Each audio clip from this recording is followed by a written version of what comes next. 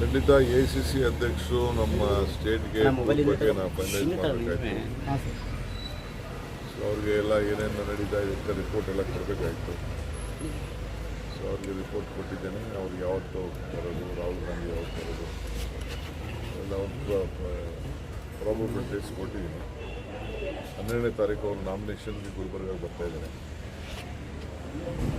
ನಾನು ಅವತ್ತು ಗುಲ್ಬರ್ಗಾಗೆ ಬರ್ತಾಯಿದ್ದೇನೆ. ಸೊ ಮಿಕ್ಕಿದ್ದು ನಮ್ಮ ಡೇಟ್ಸ್ ಕೊಟ್ಟಿದ್ದಾರೆ.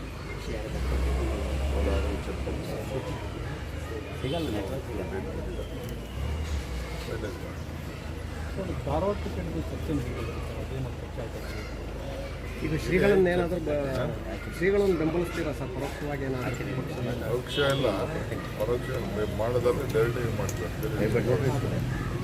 ಕ್ಯಾಂಡಿಡೇಟ್ನ ನಾವು ನಮ್ಮ ಪಾರ್ಟಿ ಕ್ಯಾಂಡಿಡೇಟ್ ಫೈನಲೈಸ್ ಮಾಡಿದ್ವಿ. ಅವರು ಮೊನ್ನೆ ಕೇಳಿದ್ರೆ ಅದು ಬೇರೆ ವಿಚಾರ. ಈಗ ಪ್ರಸ್ತಾವನೆ ಮಾಡಿದರೆ ನಾವು ನಮ್ಮ ಯೂತ್ ಕಾಂಗ್ರೆಸ್ಸು ನಮ್ಮ ವಿನೋದ್ಗೆ ಟಿಕೆಟ್ ಕೊಟ್ಟಿದ್ದೀವಿ. ಸೊ ಅವ್ರಿಗೆ ನಮ್ಮ ಪಕ್ಷದವ್ರು ಯಾರೇ ಕೆಲಸ ಮಾಡ್ತಾಯಿದ್ದಾರೆ. ರಿಕ್ವೆಸ್ಟ್ ಇದೆ, ನಾವು ಹಿಂದೆ ಮುಂದೆ ಮಾಡೋಕ್ಕೆ ಹೋಗಲ್ಲ.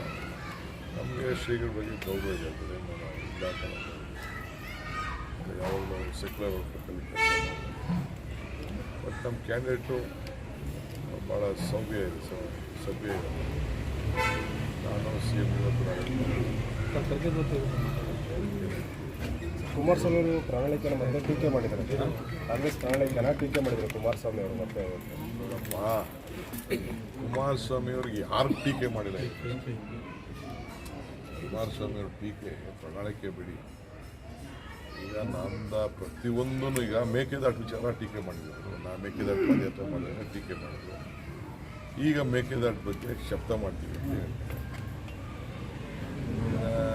ಮಠದ ಸ್ವಾಮಿಗಳನ್ನ ಬಿಟ್ಟರೆ ಅವರು 2 ಮಠ ಮಾಡಿದ್ರೆ ಈಗ ಮಠದವ್ರಿಗೆ ಬೆಳಗ್ಗೆ ಎಲ್ಲಾದ್ರೂ ಕರ್ಕೊಂಡೋಗಿ ಭೇಟಿ ಮಾಡ್ತಾರೆ.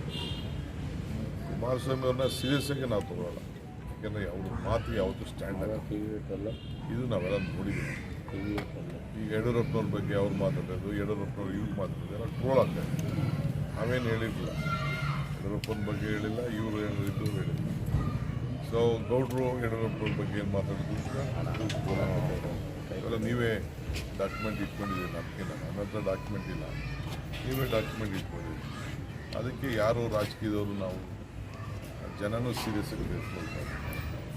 ಈಗ ಯಾರು ಇಳಿಸಿದ್ರು ಕುಮಾರಸ್ವಾಮಿಗೆ ಒಬ್ಬರು ಚೀಫ್ ಮಿನಿಸ್ಟ್ರು ಅಂತ ನಾವು ಮಾತಾಡ್ತೀವಿ.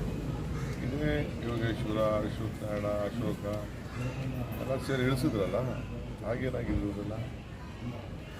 ಶೋಭಕ್ಕ ಇವರೆಲ್ಲ ಸೇರಿ ಇಳಿಸಿದ್ರಲ್ಲ, ಯಡಿಯೂರಪ್ಪ ಅವರೆಲ್ಲ ಸೇರಿ ಕುಮಾರಸ್ವಾಮಿ ಇಳಿಸಿದವ್ರು ಅವರು. ಕೊನೆ ಕಾಂಗ್ರೆಸ್ ಅವರು ಇಳಿಸಿದ್ರು ಅಂತ ಸಿದ್ದರಾಮಯ್ಯನವ್ರನ್ನ ನಮ್ಮ ಮೇಲೆ ಆರೋಪ ಮಾಡ್ತಾ ಇದ್ದಾರೆ. ಈಗ ನನ್ನ ಮೇಲೆ ಆರೋಪ ಮಾಡಿದ್ರೆ ಜನ ಒಪ್ಪಲ್ಲ. ಅವ್ರು ಆರೋಪ ಮಾಡಿದ್ರು ಜನ ಒಪ್ಪಲ್ಲ. ಜನ ಒಪ್ಪಬೇಕಲ್ಲ ಅದಕ್ಕೆ. ಅಲ್ಲ ರೀ, ನಾನು ಡೆಪ್ಟಿ CM ಇದ್ದೀನಿ, ನಮ್ಮ ಪಕ್ಷದ ಅಧ್ಯಕ್ಷ ಇದ್ದೀನಿ. ಜನಕ್ಕೆ, ನಮ್ಮ ಸಮಾಜಕ್ಕೆ ಅವ್ರಿಗೆಲ್ಲ ಏನು ಯಾರು ಪ್ರಶ್ನೆಲ್ಲ ಅವ್ರಿಗೆಲ್ಲ ಗೊತ್ತಿದೆ. ಅಧಿಕಾರದಲ್ಲಿ ನಾನು ಸಮಾಜಕ್ಕೂ ಸಹಾಯ ಮಾಡ್ಬೋದು, ಪಕ್ಷಕ್ಕೂ ಸಹಾಯ ಮಾಡ್ಬೋದು, ಸರ್ಕಾರಕ್ಕೂ ಸಹಾಯ. ಸರ್ಕಾರದಿಂದ ಅವರಲ್ಲಿ ಏನಿದೆ, ಮಠಕ್ಕೆ ಏನು ಸಮಸ್ಯೆ ಇರ್ಬೋದು, ಈಗ ನಮ್ಮ ಜನಕ್ಕೆ ಅವಕಾಶಗಳಿರ್ಬೋದು, ಎಲ್ಲ ಕೂಡ ನಾವು ಮಾಡೋಕ್ಕೆ ಅವಕಾಶ ಇದೆ. ನಾವು ಮಾಡ್ತೀವಿ. ಊರದು ಬೆಟ್ಟ ಯೋಚನೆ ಮಾಡ್ತೀವಿ. ಎಲ್ಲೋ ಇನ್ನೂ 4 ವರ್ಷ ಆದಮೇಲೆ ಅಂತ ಯೋಚನೆ ಮಾಡ್ತೀವಿ. ಈಗ ಸೆಂಟ್ರಲ್ ಗೌರ್ಮೆಂಟಲ್ಲಿ ಇತ್ತಲ್ಲ, ಅವ್ರಿಗೆ ಏನಾಯಿತು? ಈಗ ನಿರ್ಮಲಾ ಸೀತಾರಾಮನ್ ಪಾಪ ಹೆಣ್ಮಗಳು ಒಪ್ಕೊಂಡು ಅವ್ರದ್ದು ನಾವು ಬರಗಾಲಕ್ಕೆ ದುಡ್ಡು ಕೊಡಲ್ಲ ಅಂತ. ಇವ್ರು ಏನು ಮಾತಾಡೋದು ಬರಗಾಲಕ್ಕೆ? ಈಗ ಶೋಭಕ್ಕ ಏನು ಮಾಡಿದ್ರು? ಯಾರು ಒಬ್ಬರು ಬರಗಾಲಕ್ಕೆ ದುಡ್ಡು ಕೊಡ್ಸೋಕ್ಕೆ, ಇಲ್ಲ ಮೇಕೆದಾಟಿಗೆ ಪರ್ಮಿಷನ್ ಕೊಡ್ಸೋಕ್ಕೆ, ಮಾದಾಯಿಗೆ ಪರ್ಮಿಷನ್ ಕೊಡ್ಸೋಕ್ಕೆ, ರಾಜ್ಯಕ್ಕೆ ಇದು ರಕ್ಷಣೆ ಕೊಡೋಕ್ಕೆ, ಇದನ್ನು ಟ್ಯಾಕ್ಸ್ ಕೊಡಲಿಕ್ಕೆ ಏನಾದ್ರು ಒಂದಿನ ಇವ್ರು ಯಾರು ಮಾತಾಡಲಿಲ್ಲ. ಎಲ್ಲಿ ಮಾತಾಡಿದ್ರು? ಈಗ ಪಾಪ ಭಾಳ ಸಿಗ್ತದೆ. ಮಠಕ್ಕೆ ಹೋಗೋದು, ಪಾಪ ಸ್ವಾಮಿಗಳನ್ನ ಭೇಟಿ ಮಾಡೋದು, ಬೆಳಗ್ಗೆ ನಾವು ಭೇಟಿ ಮಾಡೋದು ಅಂತ ಟಿ ವಿಲಿ ಹೇಳ್ತಾರೆ. ನಮ್ಮ ಹುಡುಗರುಗಳು ಊಟಕ್ಕೆ ಅದೇನೋ ಒಂದು ಊಟ ಕೊಟ್ಟು 500 ಜನಕ್ಕೆ ಪರ್ಮಿಷನ್ ತೊಗೊಂಡಿದ್ದಾರೆ, ಅದಕ್ಕೆ ಕಂಪ್ಲೇಂಟ್ ಫೈಲ್ ಮಾಡಿಸ್ಬಿಟ್ರು. ಈಗ ಅವ್ರು ಊಟ ಕೊಡೋದಕ್ಕೆ ನನಗೆ ಬಂದು ನೀವು ಯಾರೋ ಟಿ ವಿ ಕೇಳ್ತಾ ಇದ್ದೀರ, ಏನವ್ರೇನೋ ಬಾಡೂಟ ಅನ್ನ ಮಾಡ್ಕೊಂಡು ಯಾವ ಊಟ ನಿಮ್ಮನ್ನ ಕರೆದಿಲ್ವಲ್ಲ ಸರ್ ಈಗ? ನಿಮ್ಮನ್ನ ಕರೆದಿಲ್ವಲ್ಲ ಅಷ್ಟು ಊಟ ಹಾಕೊಳ್ಳಿ ಏನಾರು ಹಾಕೊಳ್ಳಿ, ನಾವೇ ಅದಕ್ಕೆಲ್ಲ ರಾಜಕಾರಣ ಅಂತ ಎಷ್ಟು ಸಾವಿರ ಜನಕ್ಕೆ ಹಾಕೊಳ್ಳಿ, ನಮಗೇನು ಇಲ್ಲ. ನೀವು ಓಟ್ ಬನ್ನಿ, ನೀವೇ ಟಿ ವಿ ತೋರಿಸ್ತಾ ಇದ್ದೀರಿ, ನೀವೇ ಹೋಗಿ ಊಟ ಮಾಡ್ಕೊಂಡು ಬನ್ನಿ. ಎಲೆಕ್ಷನ್ ಕಮಿಷನು ನೀವೆಲ್ಲ ಸೇರಿ ಊಟ ಮಾಡ್ಕೊಂಡು ಬನ್ನಿ. ಸರ್, ಈಗ ಒಕ್ಕಲಿಗ ಸ್ವಾಮೀಜಿ ಭೇಟಿ ಆದ ತಕ್ಷಣ ಒಕ್ಕಲಿಗ ಮತಗಳೇನಾದ್ರೂ ಈ ತರ ಚೆದ್ರೋಗುತ್ತೆ ಸರ್? ನೋಡ್ರಿ, ಬಿಜೆಪಿ ಅವರೆಲ್ಲ ಹೋಗಿರೋದ್ರಿಂದ ಒಕ್ಕಲಿಗರು ದಡ್ರಲ್ಲ, ಒಕ್ಕಲಿಗರ ಸ್ವಾಮಿಗಳು ದಡ್ರಲ್ಲ, ಅವರು ಏನು ದಡ್ರಲ್ಲ. ಬರ್ತಾರೆ, ಆಶೀರ್ವಾದ ಮಾಡ್ತಾರೆ, ವಿಭೂತಿ ಇಡ್ತಾರೆ, ಊನಾರ್ ಹಾಕ್ತಾರೆ, ಕಳಿಸ್ತಾರೆ. ಸಮಾಜ ಇದ್ದಲ್ಲ, ಸಮಾಜ ಅವರು ನಮ್ಮ ಪರನೂ ಮಾಡೋದಿಲ್ಲ, ಅವ್ರ ಪರನೂ ಮಾಡೋದಿಲ್ಲ, ನನಗೆ ಗೊತ್ತಿದೆ. ಈ ಕಾಣ್ಬೋದೆ ಈಗ ಪಾಪ ಭಾಳ ಸಿಗ್ತದೆ. ಅದೇ ಮಠಕ್ಕೆ ಹೋಗೋದು, ಪಾಪ ಸ್ವಾಮಿಗಳು ಭೇಟಿ ಮಾಡೋದು, ಬೆಳಗ್ಗೆ ನಾವು ಭೇಟಿ ಮಾಡೋದು ಅಂತ ಟಿ ವಿಲಿ ಹೇಳ್ತಾರೆ. ನಮ್ಮ ಹುಡುಗರುಗಳು ಊಟಕ್ಕೆ ಅದೇನೋ ಒಂದು ಊಟ ಕೊಟ್ಟು 500 ಜನಕ್ಕೆ ಪರ್ಮಿಷನ್ ತೊಗೊಂಡಿದ್ದಾರೆ, ಅದಕ್ಕೆ ಕಂಪ್ಲೇಂಟ್ ಫೈಲ್ ಮಾಡಿಸ್ಬಿಟ್ರು. ಈಗ ಅವ್ರು ಊಟ ಕೊಡೋದಕ್ಕೆ ನನಗೆ ಬಂದು ನೀವು ಯಾರೋ ಟಿ ವಿ ಕೇಳ್ತಾ ಇದ್ದೀರ, ಏನವ್ರೇನೋ ಬಾಡೂಟ ಅನ್ನ ಮಾಡ್ಕೊಂಡು ಯಾವ ಊಟ ನಿಮ್ಮನ್ನ ಕರೆದಿಲ್ವಲ್ಲ ಸರ್ ಈಗ? ನಿಮ್ಮನ್ನ ಕರೆದಿಲ್ವಲ್ಲ ಅಷ್ಟು ಊಟ ಹಾಕೊಳ್ಳಿ ಏನಾರು ಹಾಕೊಳ್ಳಿ, ನಾವೇ ಅದಕ್ಕೆಲ್ಲ ರಾಜಕಾರಣ ಅಂತ ಎಷ್ಟು ಸಾವಿರ ಜನಕ್ಕೆ ಹಾಕೊಳ್ಳಿ, ನಮಗೇನು ಇಲ್ಲ. ನೀವು ಓಟ್ ಬನ್ನಿ, ನೀವೇ ಟಿ ವಿ ತೋರಿಸ್ತಾ ಇದ್ದೀರಿ, ನೀವೇ ಹೋಗಿ ಊಟ ಮಾಡ್ಕೊಂಡು ಬನ್ನಿ. ಎಲೆಕ್ಷನ್ ಕಮಿಷನು ನೀವೆಲ್ಲ ಸೇರಿ ಊಟ ಮಾಡ್ಕೊಂಡು ಬನ್ನಿ. ಸರ್, ಈಗ ಒಕ್ಕಲಿಗ ಸ್ವಾಮೀಜಿ ಭೇಟಿ ಆದ ತಕ್ಷಣ ಒಕ್ಕಲಿಗ ಮತಗಳೇನಾದ್ರೂ ಈ ತರ ಚೆದ್ರೋಗುತ್ತೆ ಸರ್? ನೋಡ್ರಿ, ಬಿಜೆಪಿ ಅವರೆಲ್ಲ ಹೋಗಿರೋದ್ರಿಂದ ಒಕ್ಕಲಿಗರು ದಡ್ರಲ್ಲ, ಒಕ್ಕಲಿಗರ ಸ್ವಾಮಿಗಳು ದಡ್ರಲ್ಲ, ಅವರು ಏನು ದಡ್ರಲ್ಲ. ಬರ್ತಾರೆ, ಆಶೀರ್ವಾದ ಮಾಡ್ತಾರೆ, ವಿಭೂತಿ ಇಡ್ತಾರೆ, ಊನಾರ್ ಹಾಕ್ತಾರೆ, ಕಳಿಸ್ತಾರೆ. ಸಮಾಜ ಇದ್ದಲ್ಲ, ಸಮಾಜ ಅವರು ನಮ್ಮ ಪರನೂ ಮಾಡೋದಿಲ್ಲ, ಅವ್ರ ಪರನೂ ಮಾಡೋದಿಲ್ಲ, ನನಗೆ ಗೊತ್ತಿದೆ. ಈ ಕಾಣ್ಬೋದೆ ಅದು ಬೇರೆ ಜನ ಇದ್ದಾರಲ್ಲ, ಸಮಾಜಿ ಜನ, ಅವ್ರು ಗಮನಿಸ್ತಾ ಇದ್ದಾರೆ. ನಮ್ಮ ಕಾಂಗ್ರೆಸ್ ಕ್ಯಾಂಡಿಡೇಟ್ಗಳೆಲ್ಲ ಹೋಗಿದ್ರು, ನಾನೇ ಹೇಳಿದ್ದೆ ನೀವೆಲ್ಲ ಹೋಗಿ ಬನ್ನಿ, ನಾನು ಬೇರೆ ದೂರ ಇರ್ತೀನಿ, ನಾನು ಸಪ್ರೇಟಾಗಿ ಭೇಟಿ ಮಾಡ್ತೀನಿ. ಇವೆಲ್ಲ ನಮ್ಮ ಕ್ಯಾಂಡಿಡೇಟ್ಗಳು, ನಮ್ಮ ಮಂತ್ರಿಗಳು ಹೋಗಿದ್ರು. ಅದಕ್ಕೆ ಅವರು ಬಿ ಜೆ ಪಿಯವ್ರನ್ನ ಕರ್ಕೊಂಡು ಹೋಗಿದ್ರು. ಬಟ್ ಅದೇ ಬಿ ಜೆ ಪಿಯವ್ರು ಕೇಳಬೇಕಾಯ್ತಲ್ಲ, ಬಿ ಜೆ ಪಿ ಸ್ವಾಮಿಗಳು ಕೇಳಬೇಕಲ್ಲ, ನಮ್ಮ ಚೀಫ್ ಮಿನಿಸ್ಟರ್ ನೀವು ಇಳಿಸ್ಬಿಟ್ರಲ್ಲ ಅಂತ. ಬಹುಶಃ ಅದು ಕೇಳೋಷ್ಟು ಶಕ್ತಿ ಸ್ವಾಮಿಗಳು ಇದೆಯೋ ಅನ್ನೋ ನನಗೆ ಗೊತ್ತಿಲ್ಲ. ಬಿ ಜೆ ಪಿಯವರು ಒಕ್ಕಲಿಗನ ಚೀಫ್ ಮಿನಿಸ್ಟರ್ ಇಳಿಸಿದ್ರಲ್ಲ, ಅದು ಕೇಳಬೇಕು. ಯಾರು ಅಲ್ಲಿ ಹೋಗಿದ್ರಲ್ಲ, ಅವರೇ ತಾನೇ ಇಳಿಸಿದ್ದು. ಯಾರು ಸತ್ಯನ ಮುಚ್ಚಕ್ಕಾಗಲ್ವಲ್ಲ. ಆಗ ದೇವೇಗೌಡರು ಏನು ಹೇಳಿದ್ರು, ಅವ್ರ ಮೇಲೆ ಏನು ಹೇಳಿದ್ರು, ಯಡಿಯೂರಪ್ಪನವರು ಕುಮಾರಸ್ವಾಮಿ ಮೇಲೆ, ದೇವೇಗೌಡರ ಮೇಲೆ ಏನು ಹೇಳಿದ್ರು, ನನಗೆ ಅಸೆಂಬ್ಲಿಲಿ ಅವೆಲ್ಲ ಏನು ಯಾವುದನ್ನು ಮುಚ್ಚಿಡೋಕ್ಕಾಗಲ್ವಲ್ಲ. ಎಂತೆಂಥ ಪದಗಳನ್ನು ನಾವು ಉಪಯೋಗಿಸಿದ್ರು, ಎಲ್ಲ ಪದಗಳನ್ನೆಲ್ಲ ಉಪಯೋಗಿಸಿದ್ರು. ನಾನು ಇವತ್ತರೂ ಒಂದಿನ ಆ ಥರ ಪದ ಉಪಯೋಗಿಸಿದ್ನಲ್ಲ. ಫೋನ್ ಟ್ರ್ಯಾಪ್ ಆರೋಪ ಕೂಡ ಕೇಳಿ ಬಂದಿದೆ. ಫೋನ್ ಟ್ಯಾಪ್, ಸ್ವಾಮೀಜಿಗಳು ಫೋನ್ ಟ್ಯಾಪೇ ಬಿಡಿ, ಅದನ್ನೆಲ್ಲ ಬಿಟ್ಟಿದ್ದೀನಿ. ಸ್ವಾಮಿಗಳು ಬೇಜಾರ ಬಿಟ್ಟು ಅದೆಲ್ಲ ಮಾತಾಡೋದು.